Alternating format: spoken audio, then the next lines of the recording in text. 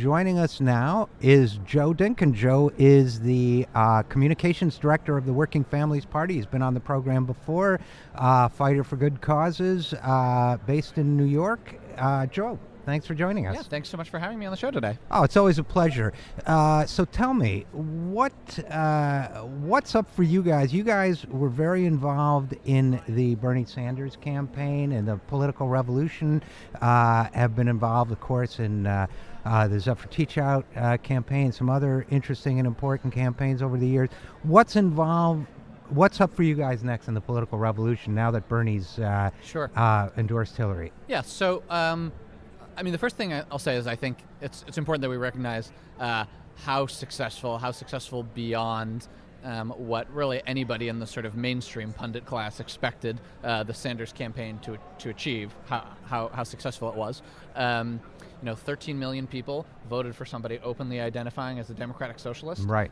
They voted for him despite flaws as a candidate, because he was articulating a bold and populist message that was really pretty different than what people were hearing from sort of the mainstream of politics. He wasn't just saying, we need to raise the minimum wage. He was saying 15 in a union. He wasn't just saying we need to make healthcare a little bit more affordable for people who are having trouble paying for it. He was saying we need to guarantee free healthcare for everybody. And so what he really accomplished was, I think, showing the American public and the media that there's actually a really big constituency for these really ambitious changes that really would impact how we structure our economy and our democracy, how we tackle climate change and racial injustice, and that actually people are hungry for bigger change than just tinkering around the edges, and that the place where lots of disenchanted, frustrated voters are,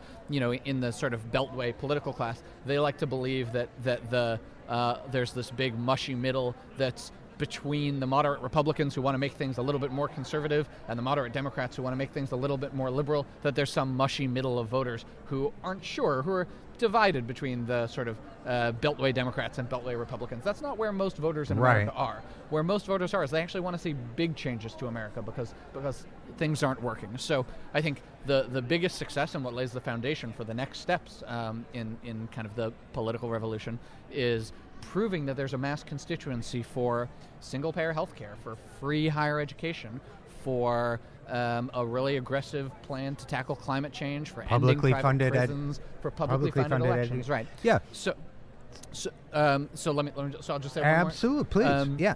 So to me, the path from here is to train and recruit and identify and then elect the next hundreds or thousands of candidates who are going to run on that same platform that now has this big mass constituency mobilized around it, who are going to run in, we can talk a little bit about some of the most interesting races in 2016, but really filing deadlines are way over for most 2016 races. But what's really exciting to me is to start thinking about local races in municipalities and cities and states and counties in 17 and 18, where people are going to really run on endeavoring to create this kind of fundamental change in our democracy and in our economy, and really creating a society that works for all of us and not just the billionaire class, from the local level to the federal level.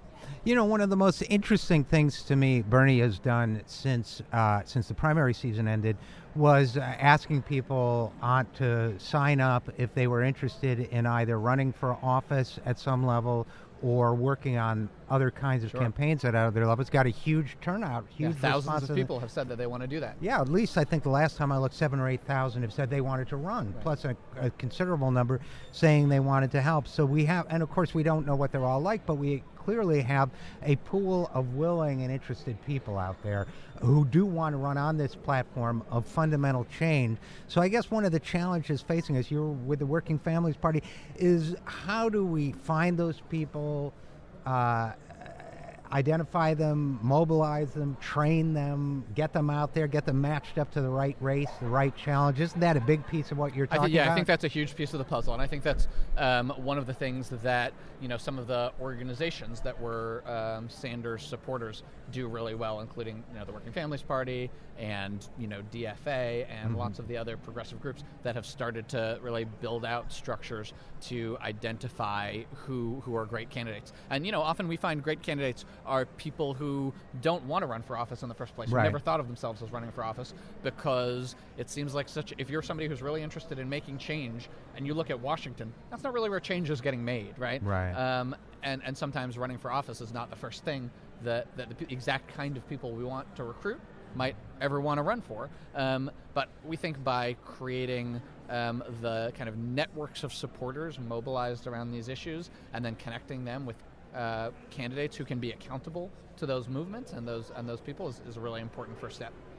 Yeah, and it's interesting. I was thinking when you were talking about that in a couple different religious traditions, there's a tradition that the leader of the community has to, one of the qualifications to lead the community has to be that you don't want to lead the community. That's right. If you want the power, you're immediately disqualified based on personality. And I think we do have a lot of people out there with great values and real idealism and real dedication who think, and it's getting those people. And I think one of the things that the Sanders campaign has achieved, the political revolution has started, is, I don't have to do it for me. I can do it for the people around me. Right. And the Sanders campaign helped to create for a lot of people the idea that there is this larger movement out there that's not just about them. And it also was, a good test run for thousands, tens of thousands, hundreds of thousands of people, doing kind of volunteer work on campaigns in communities across America for the first time, learning the basics of how to do voter contact. And, not every city council race is as sexy as a presidential race. They won't all generate national media attention, but people are developing the tools, the sort of basic practices for being able to contest for elections that exist outside of the sort of traditional party structures. You raise a great point. I really want to talk about this a little bit, and we're talking with Joe Dinkin, Communications Director of the Working Families Party. When you talk about, it's not as sexy as a presidential race, one of the things, I spoke at this People's Summit that they had recently, talking about how to keep the Sanders movement going. And one of the things I said was, if we can, how do I put it, poured over our excitement over a candidate, and a presidential candidate specifically, to a movement. The book War is a Force That Gives Us Meaning. If we can say, political revolution is the movement is a force that gives us meaning. If somehow we can make the excitement be not, oh boy, I'm running for city council, or I'm working with a city council candidate, but I'm part of this thing that's greater than myself. Right. That to me, how do we do that? How do we keep that energy going that says we're all fighting for something greater than ourselves? Well, I think it's, it starts with having a shared platform, which in large part is already out there, a shared set of ideas that people can see themselves as part of something greater than the whole. But I think it also takes deep, a lot of work training people to kind of communicate that way, and to not just talk about their own race, but the movement that they're a part of. I mean, and to feel that way. Right. I think it's also an internal thing. I mean, you're a communications guy. I communicate kind of. How do we get that enthusiasm generated? I'm part of something great. Right. And if you look at 2010, there were Republicans across America who won elections because they were part of the Tea Party, or voters who felt like they were voting as a part of the Tea Party. If you go back a little further, the Republicans took over Congress in '94 with the Contract on America. Contract with America. Right, I know. It was a contract on America. The contract on America. And so imagine if we instead had, in 2017 and 18, thousands of candidates across America running in local offices, running for state legislative seats, running for county boards, and maybe running for Congress too, who all thought of themselves as part of the political revolution to take back America from the billionaire class. And I think it's a great vision. I really like it. And one of the things that strikes me too about this is, you were talking earlier about the pundit class and how they've constantly pursued this invisible, non-existent group of people who say, I just can't decide between Evan Bayh as a Democrat or whomever as a Republican, but Warren Rudman or somebody. They don't exist. They're not out there. But one of the things I've noticed about, and as for the political revolution, it gets kind of stereotyped as being something, just a few lefties like that. And of course it is politically a left platform. But one of the things that was fascinating about the Bernie Sanders phenomenon is the extent to which he was the most, for example, in most polls, he was the most popular in terms of favorability, unfavorability across the political spectrum of all presidential candidates. When there were multiple Republican candidates and Hillary Clinton and Bernie, he was the one who was most well regarded. And this is anecdotal, but I've talked to so many people who were not traditional left or Democratic or liberal voters by any means, who just about, I trust that guy. I'm not a socialist or whatever, but and I don't know about this or that policy, but I trust that guy. I would vote for that guy. Right. People respond when somebody seems to really believe what they're saying, and they're authentic. That's the kind of people who we're looking to have run for office too, at every level. So those are, those might be people who are, community organizers or teachers or. They coach the local soccer team. Right. Or, a lot of people have leadership in their own communities in lots of kinds of ways. They run civic groups, or they're, neighborhood association, or they're a union organizer, or, a lot of those are not people who had ever really thought that they might want to run for office before, but they all have built-in constituencies, and there are people in every community who are the people that lots of other people go to for information and for guidance, and those people, have leadership and can be leaders. Yeah, and if they care about the issues, if they're passionate about the issues, if they connect with the issues. So where does this go from here, Joe Dinkin? When we talk about making this a reality in 2017, 2018, 2020, of course, state houses, redistricting, and that, so that could literally shape the future of the country. So when we talk about this, where does an organization like the Working Families Party fit into all this? What do you guys see yourselves doing to be part of this? Sure. So we are, we now have active chapters in a dozen states and a membership that increasingly exists across America.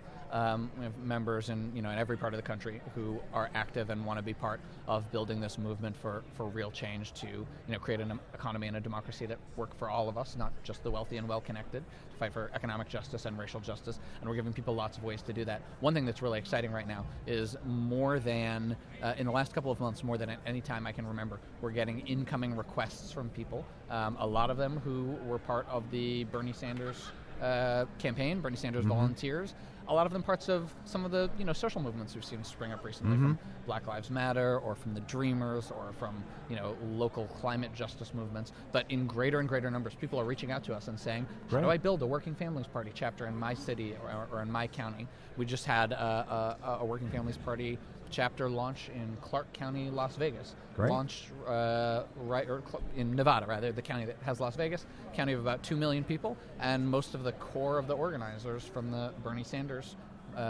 campaign in Clark County decided, well, what are we going to do next to advance our progressive values in Nevada, fight for a progressive majority in the state house, fight for democracy, meaning they're fighting for both automatic voter registration and getting big money out of politics at the state level.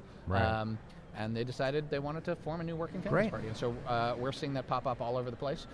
We think one big role for us is to help support the creation of those new locally controlled organizations that can kind of determine what the most salient issues are and the most compelling candidates in their own areas, and we can provide support. Great. Well, where can people go to find out? Is it workingfamiliesparty.org? Workingfamilies.org. Workingfamilies.org. All right. Party will also get you there, but workingfamilies.org is the little bit shorter URL for people. Okay. All right. Joe Dinkin, Communications Director for the Working Families Party. Thanks so much for coming on the program. Thanks so much for having me on.